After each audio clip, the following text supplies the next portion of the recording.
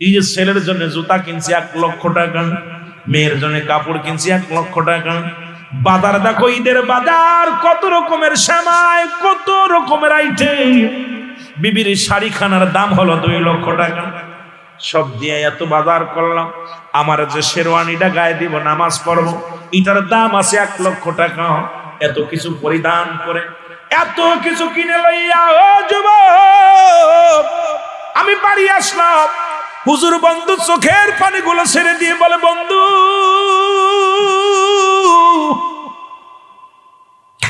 আমি মসজিদে ইমামতি করি, মাস শেষে যেটুকু পাই রব্বুল কারীমের দরবারে শুকরিয়া আদায় করি, ভালোই চলে যায়। খেয়ে খরচে সবাই রব্বুল আলামিন আমার সুন্দরভাবে জীবন যাপন করে। কয়, বন্ধুরে, তুই এত কিছু কামাইলি, এত কিছু রোজগার করলি, তোর ছেলে মেয়ে কয়টা? আমার ছেলে মেয়ে 2টা, এক ছেলে এক মেয়ে। কয়, বন্ধুরে, তোর বিবি? কয়, হ্যাঁ, তোর এক ছেলে এক মেয়ে, আমারও এক ছেলে এক মেয়ে। কয়, আব্দুর রহমান, ও মুসলমান শোন, আব্দুল সামাদ, আব্দুল করিম, শুনে নাও। ও বোঝন মুসলমান, শুনে নাও, করিম রে, শুনে রাখো, এই যে এত টাকা দিয়ে গাড়ি কিনছো, জমি, এই তো কিছু করছো, বাড়ি করছো, বিশাল বাড়ি করছো, খোদার কসম করে বলি, এই পৃথিবীর ছেলেও তোমার নয়, মেয়েও তোমার নয়, বিবিও তোমার নয়, পৃথিবীর কেউ তোমার নয়। তোমার পৃথিবীর মধ্যে তোমাকে ভালোবাসে না, তোমার সম্পদকে তারা ভালোবাসে, পৃথিবীর মধ্যে তোমার প্রতি তাদের ভালোবাসা নাই। জোরে বলেন ঠিক কিনা? আব্দুল সামাদ বলে, বন্ধু আব্দুল করিম, পৃথিবীর কেউ তোমার নয়। কয়, কি বলো? আমি বাড়ি যত পর্যন্ত না যায়, আমার বিবি একদিনও ভাত খায় না। আমার মেয়ে আমার জন্য পাগল, আমার ছেলে আমার জন্য পাগল। ছেলে আমার আব্বু আব্বু বলে এক বেলা না দেখলে পাগল হয়ে যায়, মেয়ে আমার এক বেলা না দেখলে পাগল হয়ে যায়। আব্দুল সামাদ ডাক দেখ, আব্দুল করিম রে, শোন শোন, এই দুনিয়ার মধ্যে ছেলেও তোমার নয়, মেয়েও তোমার নয়, বিবিও তোমার নয়। যদি বিশ্বাস না করো তাহলে আমার বাড়িতে চলো, আমার সব কিছু আমার দেখবা। মুসলমান এবার বন্ধু গাড়ি রেখে গরিব বন্ধুর আব্দুল সামাদের বাড়ির দিকে রওনা দিলেন। বাড়ি যে যখন বাড়িতে গেছে, ছেলেটা বাড়ি আসলেন, ভিতর থেকে সালাম দা, আসসালামু আলাইকুম আব্বু। ছেলেকে আব্দুর রাব মুসলমান, আব্দুল সামাদ ডাক দে, কয়, বাজান, এটা তোমার আঙ্কেল হয়। আসসালামু আলাইকুম আঙ্কেল, কদম মসি করলেন, পায়ের মধ্যে মুসলমান পায়ের মধ্যে হাত দিয়ে সালাম করলেন, মাথায় হাত বোলাইয়া দিলেন। কয়, আব্বু গো, এই নাও। এইবার আব্দুল সামাদ পাঞ্জাবিটা হাতের মধ্যে দিয়ে কয়, বাবা, এই নাও, তোমার জন্য পাঞ্জাবি আনছি। ছেলেটা হাতের মধ্যে নিয়ে আলহামদুলিল্লাহ বলে ডাক দে, বলে, আব্বু, এত সুন্দর কাপড় আনছো, এত সুন্দর টুপি আনছো, বাবা গো, তোমার জন্য কি আনছো? আমার আব্বা জান আপনার জন্য কি আনছেন? বাবাই বলে, আব্দুল সামাদ ডাক দে, বলে, বাবা রে, আমি আনছি তোমার জন্য, তুমি রাখো এটা। আব্দুল করিম তাকায় দেখে ছেলের আদর্শ, ছেলের ভালোবাসা। মেয়ে আসে, সালাম দা, আসসালামু আলাইকুম আব্বু। ওয়ালাইকুম আসসালাম। ডাক দে, বলে, আব্বু, আব্বু আপনি ভালো আছেন? বলে, জি মা। কইবা, মারে, তোমার জন্য কাপড় আনছি। কাপড়টা হাতে নিয়ে বলে, আলহামদুলিল্লাহ। মুসলমান শুকরিয়া আদায় করেছেন। এবার মুসলমান ডাক দে, বলে, আব্দুল সামাদ বলে, বাবা, ও মা, এটা তোমার আঙ্কেল হয়, আমার বন্ধু। পায়ের মধ্যে হাত দিয়ে সালাম দিয়ে বলে, আসসালামু আলাইকুম আঙ্কেল, ভালো আছে? মুসলমান কাপড়টা পায়, কাব্বু, এত সুন্দর কাপড় আনছো, যা এলাকার মধ্যে এত দামি কাপড় মনে হয় কেউ আনে নাই। আমার আব্বু আমার জন্য আসছে, আমার আব্বু, আব্বু গো, আমার জন্য আসছেন। আপনি কি আপনার জন্য পোশাক কিনেছেন? জোরে জোরে চিল্লায়া বলা যাবে না মারহাবা? আব্দুল সামাদ ডাক দিয়ে বলে, মামনি, তোমার তো তুমি নাও। বিবির কাছে গেলেন, বিবি আসসালামু আলাইকুম। ওয়ালাইকুম আসসালাম। ও আমার স্বামী, আপনি আসছেন? কয়, আসছি। দূর থেকে আব্দুল করিম তাকায় তাকায় দেখে বিবির ভালোবাসা, স্বামীর পায়ের হাত দিয়ে সালাম করলেন। বিবি আমার সালাম করে আসসালামু আলাইকুম। স্বামীরে আপনি আইছেন, আমি খুশি। কয় তোমার জন্য কাপড় আনছি। কয় স্বামীরে আমার জন্য কাপড়ের প্রয়োজন ছিল না, কি দরকার ছিল আমার জন্য কাপড় আনার? আপনার তো পাঞ্জাবিটা ছিঁড়ে গেছে, আপনার তো একজোড়া স্যান্ডেল নাই, আপনার তো কি নাই, আপনার তো জামা নাই, আপনার একটা লুঙ্গির দরকার। এ আমার স্বামী, এতগুলো আপনি আপনার নিজের জন্য কি আনছেন আগে বলেন? কেমন বিবি, কেমন বিবি? বিবি ডাক দিয়ে বলে, স্বামী আপনার জন্য আপনার পোশাক কই? আগামী দিন তো ঈদের ময়দানে যাবে, আপনার টুপি কই, আপনার পাঞ্জাবি কই, আপনার পোশাক কই? স্বামী কয়, বিবিরে আছে। মাথার হাতের মধ্যে নিয়ে আলহামদুলিল্লাহ বলে, আল্লাহ আমার স্বামী আমার জন্য যে নিয়ামত আনছে, আল্লাহ আমি অত্যন্ত খুশি হয়েছি। আল্লাহ তুমি আমার স্বামীর হায়াতের মধ্যে বরকত দান করে দিও। জোরে জোরে চিল্লায়া বলা যাবে না মারহাবা। এবার মুসলমান সবকিছু দেখা পর বাড়ির ভিতরে খাওয়া দাওয়া করলেন। কয় বন্ধুরে তুমি আমার বাড়িতে দেখলা, এবার চলো তোমার বাড়িতে যাই। যখন চলে গেলেন, ও যুবক, যখন আব্দুল করিমের বাড়িতে গেলেন, যে গাড়িটা হরেন দিলেন, দেয়া পর হরেন দেয়া পর বাড়ির ভিতর থেকে ছেলে আসে। কয় ড্যাডি আইসুনি? কয় হ। কি আনছো? তোমার জন্য শু আনছি 1 লাখ। পড়েনি দূর, একটু নিউ মডেল হয়নি, ওল্ড মডেল। ছেলে কয় 1 লক্ষ টাকা জুতা পড়লে আমার ক্যারেক্টার থাকবো না। বন্ধু বান্ধব অনেক দামি শু পড়ে, ফ্যান পরেছে, কাপড় বলে 2 লক্ষ টাকা দিয়ে আনছি। এটা কি মানুষে পড়ে? সালামও নাই, দোয়াও নাই, কত মুসু নাই। কিন্তু আলেম তার সন্তানকে শিক্ষা দিছে, দিন এলেম এমন আদর্শ শিক্ষা দিছে, মানুষের মতো মানুষ বানাইছে সন্তানদের। ড্যাডি, আব্দুল সামাদ চোখের পানিগুলো ছেড়ে দিছে। আরে প্রায় 2-2.5 লক্ষ টাকার কাপড় সন্তানকে দিল, সন্তান একটা সালামও দিল না। সন্তান তাকে মুসলমান বাবার প্রতি কৃতজ্ঞতা স্বীকার করলো না। আরে কেমন সন্তান? মেয়ে আসলো, ড্যাডি ড্যাডি, মারে তোমার জন্য কাপড় আনছি। আমার বাজানেরা গভীর মনোযোগ, তোমার জন্য পোশাক আনছি। বাবা শোনো, মা তোমার জন্য এইটা আনছি। কয় বাবা তুমি কি পাগল হয়ে গেছো? এই পোশাক কি মানুষে পড়ে? এটা তো আমার বন্ধু বান্ধবীরা অনেক আগেই পড়ে ফেলছে, সুতরাং এই কাপড় চলবে না। বাবা কয় বাবার এটার দাম কত জানো? কত? 2 লক্ষ। কয় 2 লক্ষ হোক আর 20 লক্ষ হোক চলবে না, এটা আমার বান্ধবীদের অনেকের পণ্যে আছে। বলে মা রে তোমার জন্য এটা আনছি, এটা আনছি। কয় বাবা একটাও চলবে না, তুমি এখন এই সেই এখন বুড়া বয়স ওই মানুষের মতো পড়ে রইলা, এগুলা আমার দ্বারাই সম্ভব না, নিবে না। বাবা তুমি যেখান থেকে আনছো ফেরত দিয়া দাও। আমার বন্ধুরা আমার গভীর মনোযোগ, বিবির কাছে গেলেন। বিবি ডাক দেখে আইসনি? হ। কি আনছো? গত বছরও দিলা 1 লাখ টাকা শাড়ি, এবার দিলা 1 লাখ টাকা শাড়ি, ডালিব না। ও যে এবার পারে যার জিরি জিরি জিরি আছে 2-5 লক্ষ টাকা ওই শাড়িটা আমার লাগবো না ভাই, এবার ঈদে আমি যাব না। বলে পরীক্ষা তাহলে আর একটা হয়ে যাক। কয় কি পরীক্ষা? বলে পরীক্ষা হলো, তোমাকে একটা অনুরোধ করবো, তুমি মরার অভিনয় করবা, তোমার লাশটা নিয়ে আমি বাড়ি যাব, বলবো পৃথিবীর মধ্যে বিষাক্ত সাপে তারে দংশন করেছে। যদি ওরা তার মুখ দিয়ে বিষটা উঠায় নিতে পারে, মনে করবো তোমাকে ভালোবাসে। আর যদি তোমার জন্য কেউ মরতে না চায়, তাহলে মনে করবা দুনিয়ার পাগল, ওরা দুনিয়ার পাগল। বাল হওয়া কেলা, এই দুনিয়াটা হলো পচা দুর্গন্ধ মরি। মানুষের চরিত্র হলো কুকুরের চরিত্র, কারণ কুকুর যেমন মরি পাইলে খুশি হয়, আর মুসলমান দুনিয়ার সম্পদ পাইলে খুশি হয়। সুতরাং আমি বলবো তোমার সন্তানেরা তোমার জন্য পাগল নয়, দুনিয়ার সম্পদের জন্য পাগল। যে কথা সেই কাজ। আর এক বন্ধুরে বললেন তুমি হবা হুজা, তুমি হবা হুজা। বন্ধুর লাশটা কাঁধে করে নিয়ে যাব বাড়ি, তুমি খালি বলবা এই লাশটা পৃথিবীর কোন হুজা নামাইতে পারবে না, বিষ নামাই নামাইতে পারবে না, একমাত্র এর পা থেকে গা থেকে বিষ নামাইতে পারবে পৃথিবীর মধ্যে সে মারা যাবে আরো বেঁচে যাবে। যদি রাজি হয় তাহলে এবার নিয়ে গেলেন, মরার বান ধরলেন, গাল দিয়ে একটু স্যাপ বের করলেন। আব্দুর রহমান মুসলমান আব্দুল সামাদ আব্দুল করিমের লাশটা নিয়ে চলে গেলেন, ব্যানে করে উঠাইয়া ডাকতে বলে বাবি সাহেব সর্বনাশ। কি হয়েছে? কয় সর্বনাশ, ভাই সাপে তো সাপে কামড়াইছে।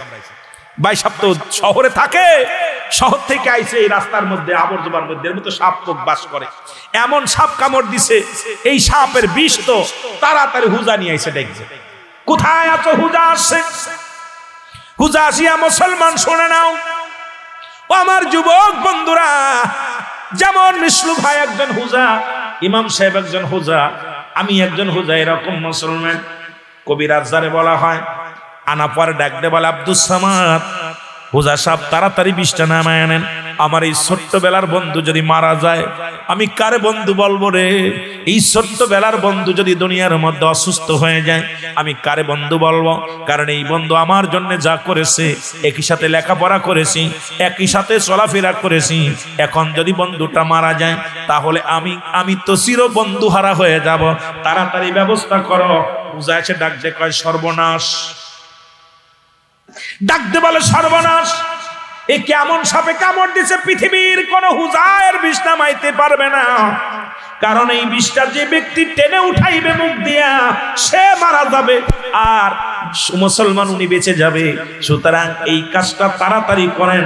ডাক দিছে বিবিরে, বিবিরে ও ভাবি সাহেব তাড়াতাড়ি আসেন। পাই কি আপনি আপনারে কত ভালোবাসে, আপনার স্বামী এত টাকা দামি কাপড় আনলো, এত মূল্যবান শাড়ি টানলো, আপনার জন্য এত কিছু করে, আপনাকে এত ভালোবাসে। ও ভাবি, আপনার প্রশংসা, আমার বন্ধু পাগল, সব সময় আপনার গুণগান, আমার বিবি এমন, আমার বিবি এমন, আমার বিবি এমন। বিবির প্রশংসা করতে করতে আমার বন্ধু সদা সর্বদাই শুধু বিবির প্রশংসা করে।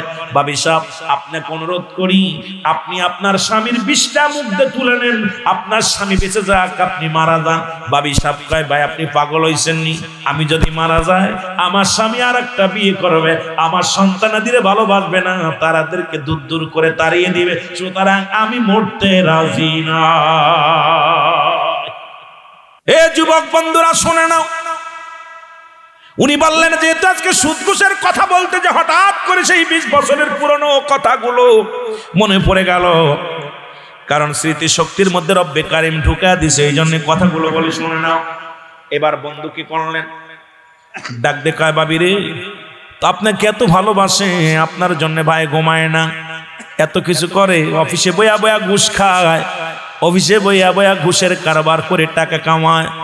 বন্ধু তোমার বিবির এত ভালোবাসো, বিবির জন্য কত ঘুষ খাইলাম অফিসে বইয়া বইয়া, আজকে তোমার বিবি মরতে চায় না।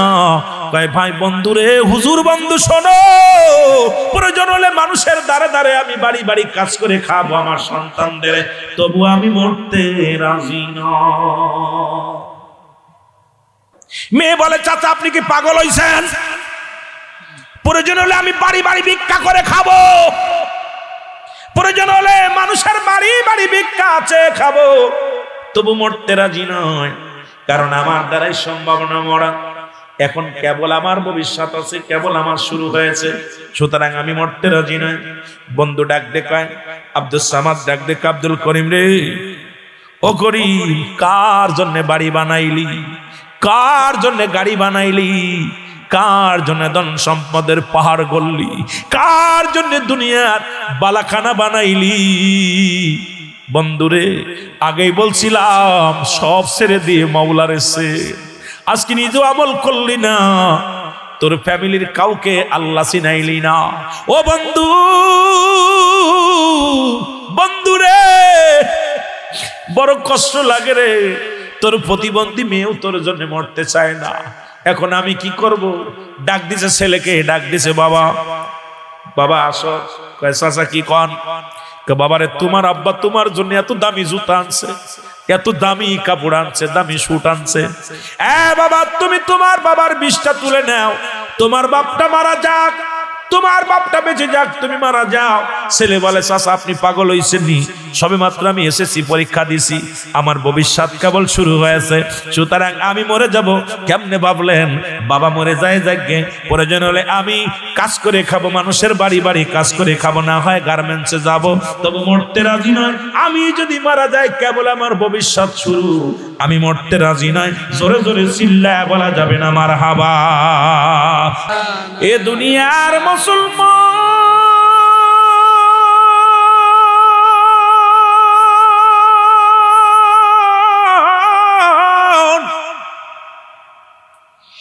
বন্ধু ডাক দে বলে, আব্দুল করিম,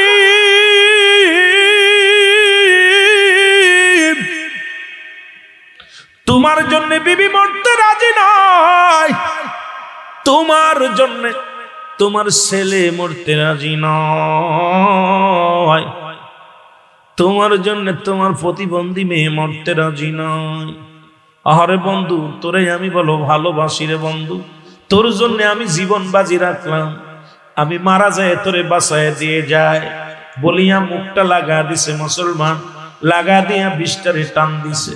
ওর মুসলমান সঙ্গে সঙ্গে আব্দুল করিম লাফ উঠে বলে, আব্দুল সামাদ রে, আমার চক্ষু খুইলা গেছে রে, এই পৃথিবীর কেউ আমার না। এই পৃথিবী আমি কার জন্য অফিসে বয়া ঘুষ খাইলাম, আমি এতদিন বলে কার জন্য সুখ খাইলাম। এরে আব্দুল সামাদ রে,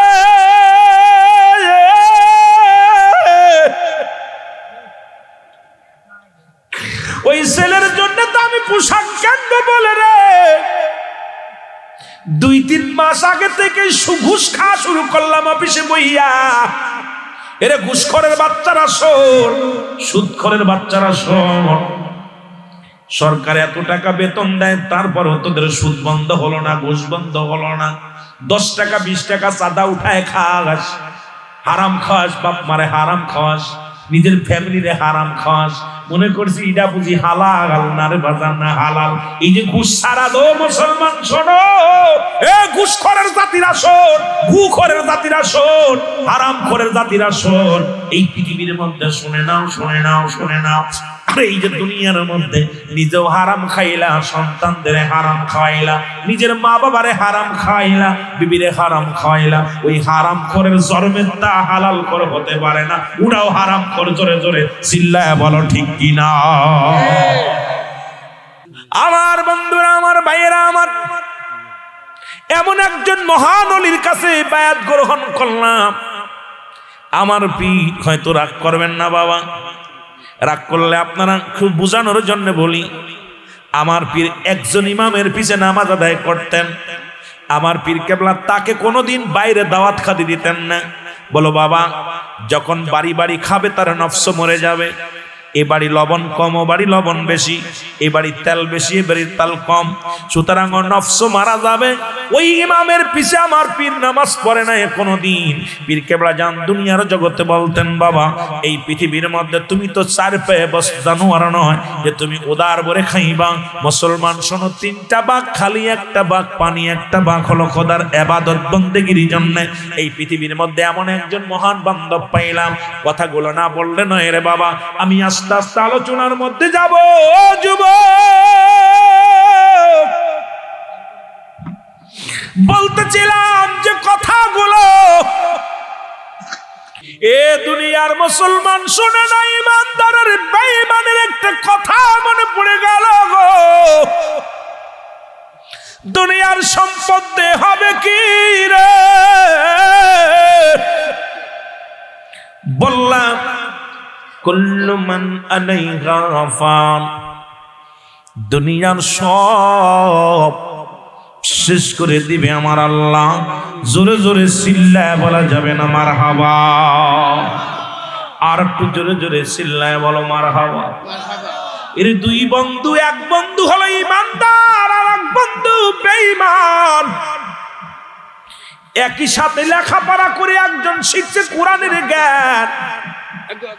মানুষ ছোট্টবেলা থেকে শুনলাম মুসলমান বাবাই বলতো মানুষের মতো মানুষ হতে হবে, দাদাই বলতো মানুষের মতো মানুষ হতে হবে, উস্তাদ বলতো মানুষের মতো মানুষ হতে হবে। ও মুসলমান শুনে নাও, আজকে বুঝলাম কেন বলতো মানুষের মতো মানুষ হতে হবে? লেখাপড়া শিখে বড় ডিগ্রি অর্জন করে যাদের কাছে মা বাবার কোনো মূল্য নাই, এই সন্তান মানুষ, সে মানুষের মতো মানুষ হতে পারে না। জোরে বলেন ঠিক কিনা? ও যুবক, দিলের কান্না লাগা শোনো। লেখাপড়া শিখিয়া ডিগ্রি অর্জন করে চেয়ারের মধ্যে বইয়া লক্ষ লক্ষ টাকা ঘুষ খায়। সুদ ছাড়া চলে না, ঘুষ ছাড়া চলে না। এ হারামখোর শোন, বিদেশ থেকে ডিগ্রি আনছি, কোন ভাবে সুদ খাওয়া যায়, কোন ভাবে ঘুষ খাওয়া যায়। খোদার কসম করে বলি, যাদের ঘুষ ছাড়া, যাদের কলম চলে না, এই সমস্ত সন্তান আদি, এই সমস্ত অশিক্ষিত দুই বন্ধু, এক বন্ধু মাদ্রাসায় লেখাপড়া করে আল্লাহর দ্বীনের পথে আসছে, আর এক বন্ধু লেখাপড়া করে অফিসার হয়েছে। রমজান মাসে মাত্র 10,000 টাকা বেতন ইমাম সাহেবের। বাড়ি আসিয়া বিবিরে ডাক দে, কয় বিবিরে 10,000 টাকা বেতন আমার। বিবিরে এই নাও টাকাগুলো। বিবি ডাক দে, কয় স্বামীরে চাউলের জন্য 3,000, ডাউলের জন্য 1,000, তেলের জন্য 1,000, সবজির জন্য 1,000, সমান সমান খরচ হয়ে যায়।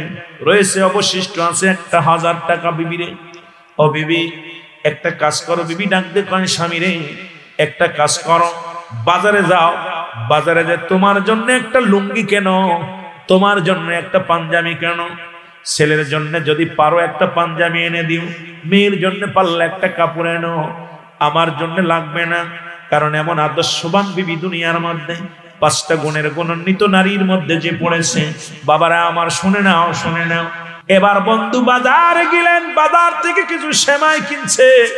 মুসলমানীদের বাজারটা করে আসে। হঠাৎ করে চাকরি বন্ধ, সে অফিসারের সঙ্গে দেখা। অফিসারকে দেখেই ও মুসলমান আলেম হুজুর ডাক দে, বলে আসসালামু আলাইকুম দোস্ত, ভালো আছেন? দোস্ত কয়, তুই কে রে? তোরে তো চিনলাম না। কয়, বাল্যকালে একসাথে লেখাপড়া করলাম, আমি সেই আব্দুল সামাদ, আর আমি আব্দুল করিম। তুমি আমারে শোনো না? আমি তোমার নাম আব্দুল করিম না? কয়, হ, তোমার নাম আব্দুল করিম। কয়, তুই সেই সামাদ? বলে, হ্যাঁ আমি আব্দুল সামাদ। বলে, বন্ধু রে কোথায় গেছিলি? কয়, বাজারে গেছিলাম। বাজারে কেন গিয়েছিলি? কয়, সামনে ঈদ, আর 2 দিন পরে ঈদ হবে, কিছু কেনাকাটা লাগবে, এই জন্য বাজারে গিয়েছিলাম। ছেলের জন্য কিনেছি। কি কিনেছ? কয়, ছেলের জন্য একটা পাঞ্জাবি কিনেছি, একটা টুপি কিনেছি, একটা মেয়ে আছে, মেয়ের জন্য একটা জামা কিনেছি, একটা ওড়না কিনেছি, এর জন্য কেনার মতো কিচ্ছু নাই, একটা শাড়ি কিনেছি, আর আমার জন্য কেনার মতো ক্ষমতা নাই, এটা দিয়ে কাটায়া দেব। আর আমার বন্ধুগণ, আমার বাজার থেকে কিছু সেমাই কিনেছি, কারণ ঈদের দিনে আমার সন্তানেরা খাইবো, এটা নিয়ে আমি যাইতেছি। কয়, বন্ধুরে একই সাথে লেখাপড়া করলাম, দেখ এই যে পাজুরে গাড়ি কিনছি আমি, গাড়ির দাম হলো 3 কোটি টাকা। কত কোটি? 3 কোটি টাকা। বন্ধুরে তুমি কি জানো, ভিতরে দেখো, বাজার সংলগ্ন মাঠ, দাওয়াতিয়া জিমুসান ইসলামী জলসা, রব্বুল আলামিন আপনাকে আমাকে আসার মতো, বসার মতো সুযোগ দান করলে উচ্চ কণ্ঠে আওয়াজ দিয়ে বলেন আলহামদুলিল্লাহ। আজকের এই মাহফিল থেকে সালাম ও কদম মুছি জানাই কুল কায়নাতের নবী, নবীদের নবী, রাহমাতাল লিল আলামিনের পুত পবিত্র কদম মোবারকে সালাম ও কদম মুছি জানাই বাংলাদেশের অসংখ্য হক্কানি ওলি আল্লাহদের কদম মোবারকে সালাম জানাই আমার জিন্দা পীর জামানার মহাকামেল আখিরি মুজাদ্দিদ যুগশ্রেষ্ঠ কামেল বিশ্বলিখা দাওয়া ফরিদপুরি কুদ্দুস সাহেবের পুত পবিত্র কদম মোবারকে সালাম জানাই আলহাজ খাজা মিয়া ভাইজান মুজাদ্দিদি সাহেব, আলহাজ খাজা মিয়া ভাইজান মুজাদ্দিদি সাহেবদের পুত পবিত্র কদম মোবারকে সালাম জানাই আজকের মাহফিলের সম্মানিত সভাপতি, অত্র এলাকার গৌরব, আজকের এই কালাপুর ইউনিয়নের সম্মানিত উপদেষ্টা জনাব মোহাম্মদ আসফ মিয়া সাহেব, আজকের মাহফিলের সহ সভাপতি জনাব মোহাম্মদ মহসিন মিয়া সাহেব, কর্মী প্রধান কালাপুর ইউনিয়ন, সম্মানিত আমার জাকের ভাই, হাজিরা আছেন প্রধান অতিথি হিসেবে বিশ্ব জাকির মঞ্জিল মৌলভীবাজার সম্মানিত সহকারী কর্মী প্রধান জনাব ভাই মিশনুর রহমান সাহেব, অত্যন্ত আদবের একজন জাকির, মহব্বতের জাকির। আমি ওনার ভিতরে দেখছি কোনো অহংকার, অহমিকা, ভিতরে কোনো তাকাব্বারি যেগুলো নাই। আমার কেবলাজান হুজুর একনিষ্ঠ গোলাম হিসেবে কাজ করতেছেন। আমার আর এক জাকির ভাই জনাব ভাই মোহাম্মদ কামাল ভাই, আলী ভাই আছেন, কামাল ভাই আছেন, এগুলো নামগুলো লিখতে হয়। সামাদ ভাই আছেন, আমার সুপরিচিত। কামাল ভাই তো অতুলনীয়, হুজুর পাকের হাতে গড়া মানুষগুলো।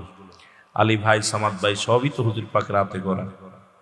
এই সমস্ত জাকির ভাইদের সালাম জানাই।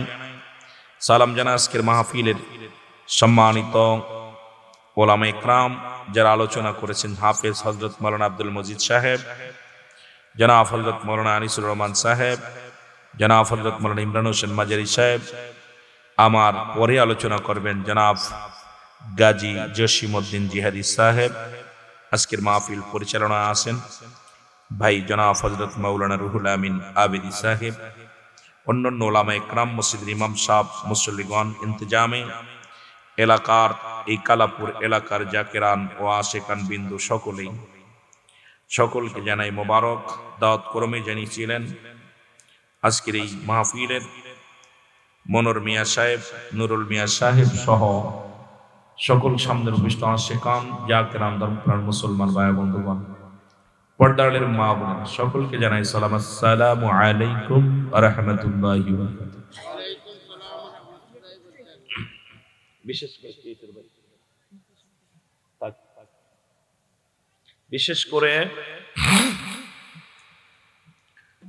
বিশেষ করে আমাকে দুইটা বিষয় বলছে। আমাকে ভিতর থেকে আমার মুরব্বী বলছে, বাজান একটু কারবালার ওয়াজ শোনাইবেন। আশা পর ধরছে।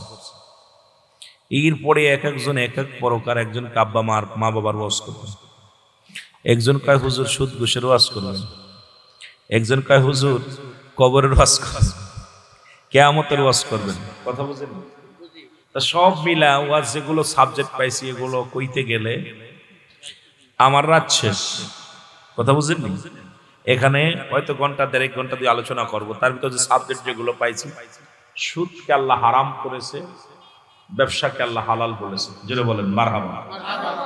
সুদখোর পৃথিবীর মধ্যে সবচেয়ে নিকৃষ্ট।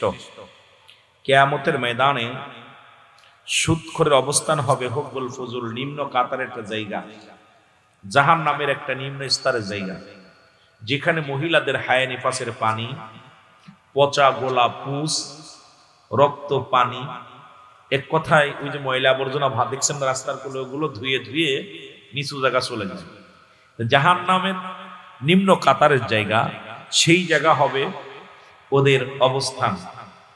জাহান্নামের ভিতরে সুদখোরেরা আগুনের কয়েকগুণের গোলাগুলো ধরে ধরে খাবে। ক্ষুধার্ত অবস্থায় এমন অবস্থা হবে তাদেরকে খাইতে দেয়া হবে আগুনের গোল্লা। আগুন হাতের মধ্যে ধরবে, তখন খাবে, চিৎকার মারবে। আগুন যখন খাবে, পিছনে রাস্তা দিয়ে নারী বুড়িগুলো বাইর হয়ে যাবে। জাহান্নামীদের, যেহেতু আমার সুদ ঘুষের কথা বলেই শুরু করি, যেহেতু ইমাম সাহেব হুজুর মুখ দিয়ে বাইর হয়ে গেছে, একটু কথা না কইয়া অন্যদিক গেলে হুজুর কবু দেখো আমি আলেম মানুষ, আলেম ভাই রাখলো না কথাটা। তারপরে নামের লগে নাম মিল আছে। কথা বুঝেন? দুস্থ মানুষ, পিতা মানুষ। জাহান্নামীদের এমন অবস্থা হবে, পায়খানা প্রস্রাবের রাস্তা দিয়ে এরা, এবং জাহান্নামের সবচেয়ে ভয়ঙ্কর শোনেন, এরা এদেরকে আগুনের নদীতে নিক্ষেপ করা হবে। কিসের? যেটা বলেন সুদখোরদের, সুদখোর এবং ঘুষখোর। আমার কথা বলে, এর মধ্যে আবার আছে চগলখোর। তিনটা শ্রেণী মানুষ। এই তিন শ্রেণী মানুষদেরকে আগুনের নদীতে নিক্ষেপ করা হবে। কিসের নদী? এই জোরে বলো, কিসের নদী? আগুনের নদী। সুদখোর, গিবাতখোর যেটা অহংকারী, এবং ঘুষখোর, এদের জায়গা হবে নিম্ন স্তর, হুব্বুল ফুজুল, নিম্ন কাতারের জায়গা। আর এদের অবস্থা এমন ভয়ঙ্কর হবে, সেটা হলো আগুনের নদীর ভিতর ফেলে দেওয়া হবে। আর তখন তারা কুল পাওয়ার জন্য খুব চেষ্টা করবে। যখন আসবে মালেক ফেরেশতা, আবার তাদের লোহার ওই আঙ্গার দিয়া, যেটা বলা হয়, আমরা কি বলি আঙ্গার বা আংটা, লোহার আংটা থাকবে, এইটা দিয়ে একটা জাহান্নামের ভিতরে 70,000 রশি লাগানো থাকবে। কত হাজার? এটা সুরটা কইতে গেলে 2 ঘন্টা লাগবে। আমি কিন্তু মেলা ওয়াজ করে ফেলতেছি, কথা বুঝছেননি? এইটারে একটু ব্যাঙ্গা সইরা কইলে ঘন্টা অনেক করা যাইব। এই জন্য অল্প সময়ের মধ্যে 3 ঘন্টার ওয়াজ করব, বুঝেননি? আগুনের আংটা দাগ দিয়া 70,000 রশি লাগানো থাকবে জাহান্নামের ভিতরে। এক একটা রশির ভিতরে 70,000 ফেরেশতা ধরে টানবে। তাহলে জাহান্নামটা কত ছোট, কত বুঝেননি? কত বড়? মনে হয় কালাপুরের মতো, মৌলভীবাজারের মতো বিশাল মহান বিশাল সাগর, যার ভিতরে নিক্ষেপ এইরকম 7টা জাহান্নাম। আর এদের ভিতরে নিক্ষেপ করবে কাফের, মুশরিক, মুনাফিকদের জন্য প্রস্তুতি করে রাখছে আমার আল্লাহ। এই জন্য ছোট্ট একটা আয়াত পড়েছে, উইদ্দাত লিল কাফিরিন, কাফের, বেঈমান, মুনাফিকদের জন্য প্রস্তুতি করা আছে 7টা জাহান্নাম। কিরা কিরা যাবে? কেউ নাই রে।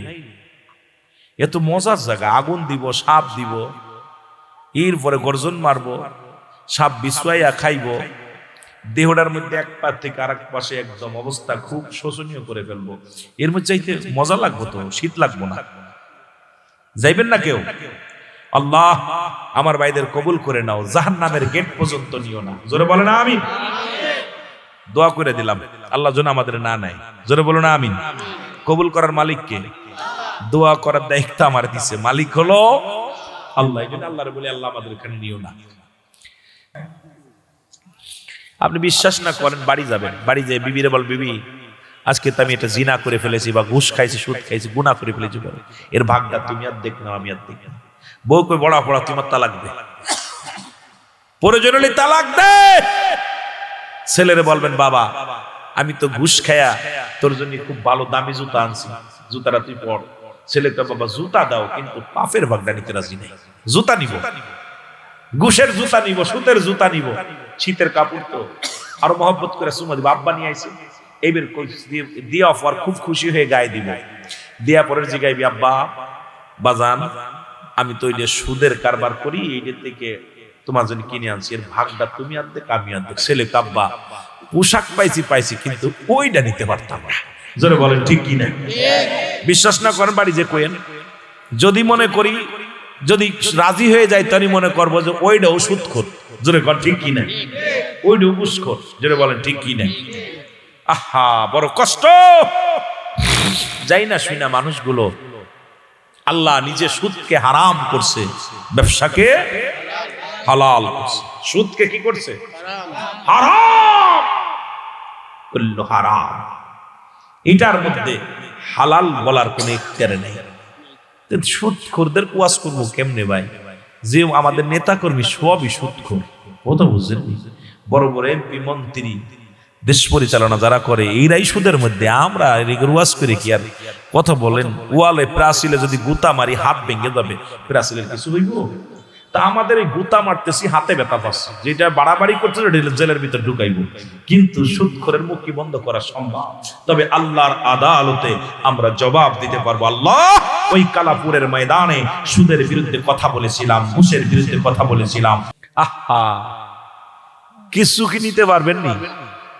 যাবার সময় একটু দেন না। যারা চলে গেছে, আপনার আব্বা, আপনার মা, আপনার ভাই, কত লন্ডন প্রবাসীরা বিদেশে যা কামাইতেছে আর দিচ্ছে আপনাকে, আপনারা খরচ করতেছেন। মরার পরে একটা ইট দিবেন নিষ্কবরের ভিতরে, দিবেন এটা ডলার দিবেন, কথা কয় না রে, দিবেন।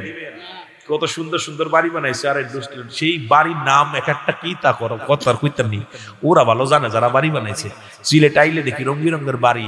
আহা মরার পরে একটু কাফনের কাপড়, এইটাও 2000 3000 টাকার, 1000 টাকার কাফনের কাপড়, 20 টাকার আতর, 10 টাকার আপনার ওই গোলাপ পানি। এরপরে আপনার কি হইল, হয়তো সব মিলে হয়তো 1002 টাকা নিয়ে যাবেন কবরে, 1-2 হাজার টাকা। আমার বাবারা, আর গরিব মানুষ বললে হয়তো 1000 খানেক টাকা। যে ইমাম সাহেব বলতে পারে কাপড়ের কেমন অবস্থা, যেহেতু মাঝে মাঝে কাফনের কাপড় পরানো লাগে, ওইটাই না পরান তো আপনারা। ইমাম সাহেবের কাছে আসে বিপদে পড়িয়া, বান মাসের মতো মরা পা সোজা হয়। ইমামের কাছে যায় যখন মরিয়ে যায় তখন আসে, তার আগে হয় না। জোরে বলেন ঠিক কিনা? ইমাম রেখা, হুজুর একটু কাফনাই দেন। ওর বংশে কেউ কাফনা তু পারে না, ইমাম রে কয় হুজুর তো গোসল করাই দিল, ওর বংশে কেউ গোসলই করায় না। জোরে বলেন ঠিক কিনা?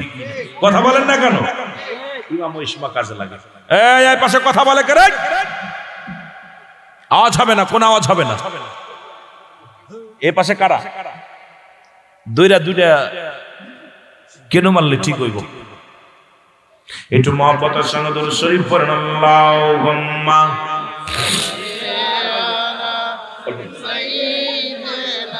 ঠান্ডা। ওরে আজ না হয় কাল, তুমি আজ না হয় যাইবা কবরে, যাবার বেলায় দেখবে চেয়ে গো তোমার সবই রইল পড়ে। যাবার তোমার দাদাই গেছে, বাবাই গেছে, কেউ আসলো না ফিরে, তোমার তো যাইতে হবে রে ভাই অন্ধকার কবরে, তোমার তো যাইতে হবে রে। বলো আজ না হয়, জোরে জোরে, আজ না হয় কাল তুমি যাই, জবর বেলায় দেখবে চেয়ে গো তোমার সবই রইল পড়ে। ঘর করলাম বাড়ি করলাম সবই যাইবা রে, জায়গা করলাম জমি করলাম সবই যাইবা রে, যেদিন আজরাইল ধরা দিবে রে, আহা যেদিন আজরাইল ধরা দিবে রে। ও ভাই আজ না হয় কাল, তুমি আজ না হয় যাবার বেলায় দেখবে চেয়ে গো তোমার সবই রইল হায় হায়, যাবার বেলায় দেখবে চেয়ে গো তোমার সবই রইল পড়ে। মানুষ হতে পারে নাই, এরাও মানুষ। জোরে বলেন ঠিক কিনা? এরে আমার বাসায় আমি বলি জানোয়ার, খিন্দিরের চাইতেও খারাপ, খুশখোর সুদখোর। আমার ছেলে নিয়ে গর্ব করে, আমার ছেলে বড় অফিসার। এই খুশখোরের বাপ, এই সুদখোরের বাপ, গর্ব করো ওই সন্তানকে নিয়ে, যে সন্তান ধান চালায় খায়, সারাদিন পরে হালাল রুজি উপার্জন। সন্তানকে নিয়ে যে সন্তান হাজার কষ্টে থাকলো হারাম জিনিস ভক্ষণ করে না, গর্ব করো ওই সন্তানকে নিয়ে যে সন্তান দুনিয়ার মধ্যে আমার রব্বে কারিমের গোলাম, আমার নবীর প্রেমিক, দুনিয়ার মধ্যে হারাম উপার্জন করে না। ওরে মুসলমান পান্তা ভাত খায়, না খায় জীবন যাপন করে, তবু কোনোদিন মাথা নত করে না হারামের কাছে, হারামের কাছে সুদ ঘুষকিনি করবে না, জীবন চলে যাবে, কোনোদিন হারাম ভক্ষণ করবে না। একে নিয়ে গর্ব করো, তাহলে আমার আল্লাহ খুশি হবে। এখন গর্ব করে বাজারে যে আমার বড় ছেলে বড় অফিসার, কয় বেতন কত? কয় বেতন ৮৫,০০০। তার বাসা ভাড়া হলো ৩ লক্ষ, মেয়ের পাশে খরচ করে ২ লক্ষ, ছেলের পাশে খরচ করে ১ লক্ষ, আমারে প্রতি মাসে দেয় ৫০,০০০। আরে হারামখোরের বাচ্চা পাইলো কোথায় এত টাকা?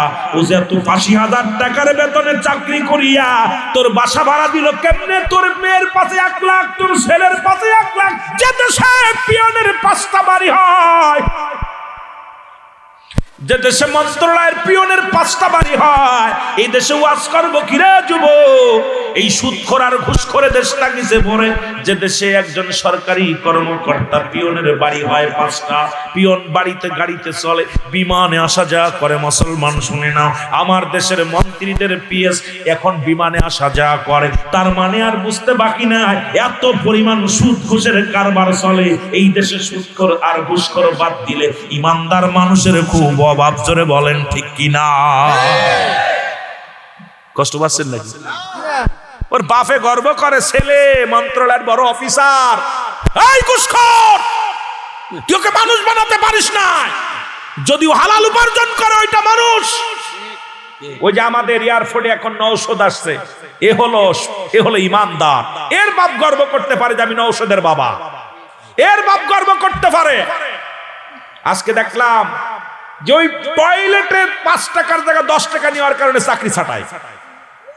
টয়লেট করতে যায় 5 টাকা লেখা আছে, 10 টাকা নিচ্ছে সঙ্গে সঙ্গে তো চাকরি বাদ। আমি আশ্চর্য হয়ে গেছি, এই নওশাদের বাবা গর্ব করতে পারে যে আমি একজন অফিসার জন্ম দিছি, এই সন্তানকে নিয়ে গর্ব করতে পারে দুনিয়ার মধ্যে। আর তো একজন পিয়ন, সে 5টা বাড়ির মালিক হয়। একজন আজকে আমার দেশের সরকারি কর্মকর্তারা চাকরি করে সুদ ঘুষ খাইয়া অফিসের মধ্যে বইয়া, বাড়ির মালিক গাড়ির মালিক, ওর যে বেতন আসে। আমি আল্লাহ আমাকে ভারতে নিছে, ভারতের বড় বড় অফিসাররা বাইসাইকেল চালায় আসে। আমি আশ্চর্য হয়ে গেছি। একবার ইন্ডিয়াতে একবার এসএসসি পরীক্ষার ভিতরে গেলাম, যা পর দেখি আপনার ওই ম্যাজিস্ট্রেট যে উনি আসে হারকুলেস সাইকেল চালায়, হারকুলেস হাম্বল সাইকেল, একটা মোটরসাইকেল, তার মনে হচ্ছে পিয়ন মনে হয়। তখন এই বনপাড়ার ভিতরে গেছি, বড় গ্রাম বনপাড়া। তো যা পর দেখি উনি আসছে আমারে বাসার ভাই বলতেছে, ভাই এই যে বড় অফিসার। আমি বড় অফিসার মানে? আর আমার দেশে পিয়নের বড় বড় গাড়ি থাকে। পাস কোথায়? তোর কোন বাপ দিল গাড়ি?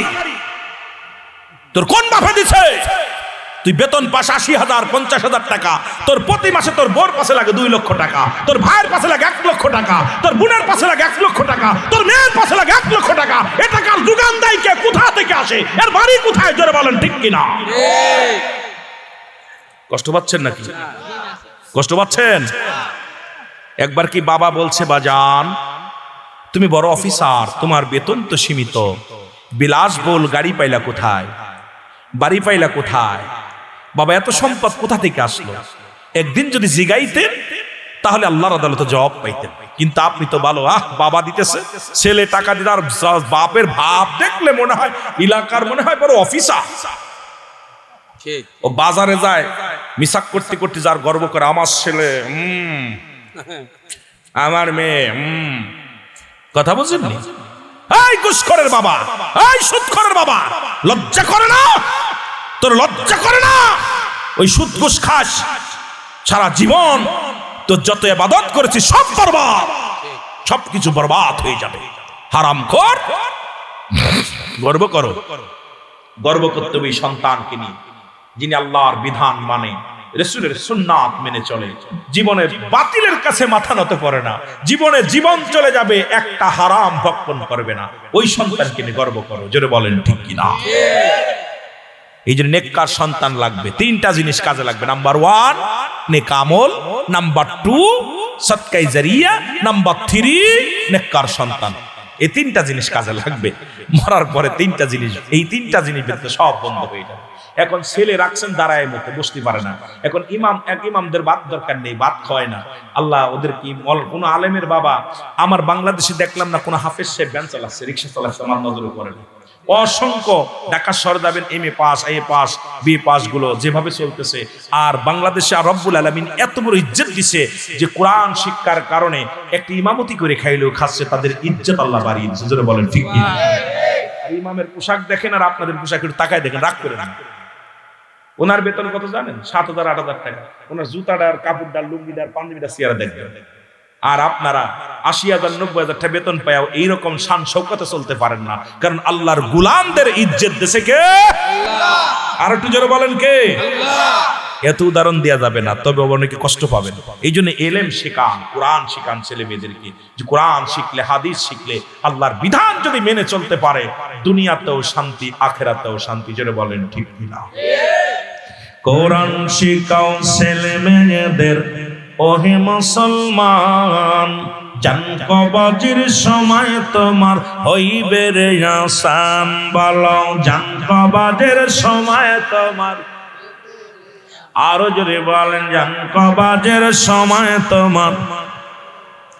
একটি ছেলে আলেম হলে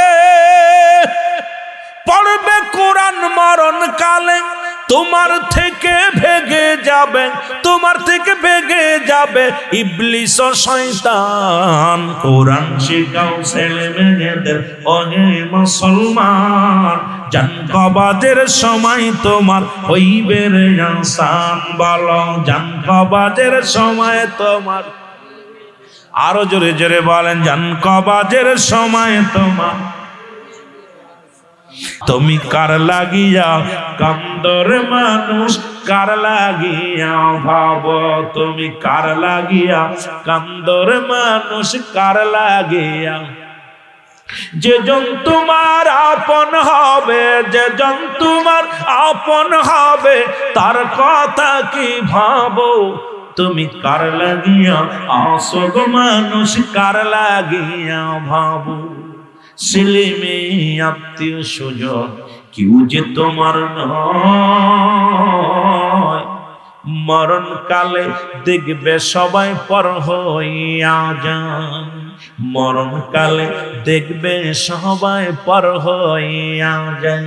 ওরে আপন হবে আমল নামা, তোমার আপন হবে আমল নামা, এইটা লয়া ভাবো, তুমি কার লাগিয়া ভাবো রে বন্ধু, কার লাগিয়া ভাবো, বলো কার লাগিয়া ভাবো রে বন্ধু, কার লাগিয়া ভাবো।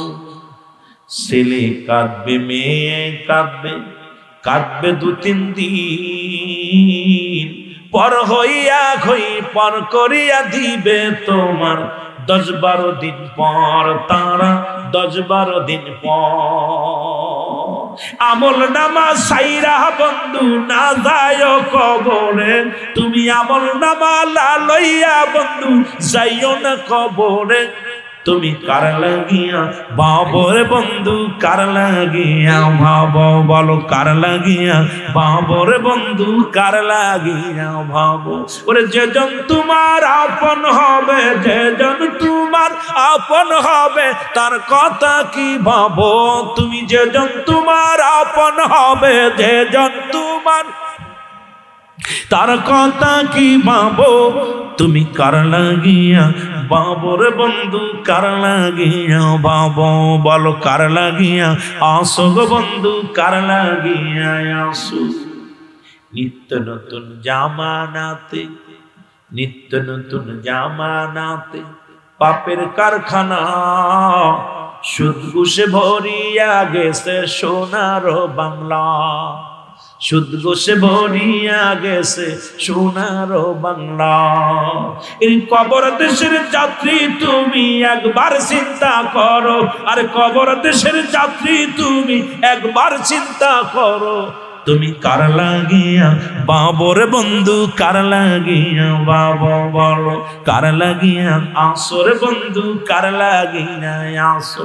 আর যেজন তোমার আপন হবে, যেজন তোমার আপন হবে, তার কথা কি ভাবো, আয় হায় যেজন তোমার আপন হবে, আর যেজন তোমার আপন হবে, তার কথা কি ভাবো, তুমি কার লাগিয়া আসর বন্ধু, কার লাগিয়া আসো। জোরে জোরে চিল্লায় বলা যাবে না মারহাবা, মুহাব্বতের সঙ্গে দুরূদ শরীফ পড়েন আল্লাহুম্মা, একটু জোরে।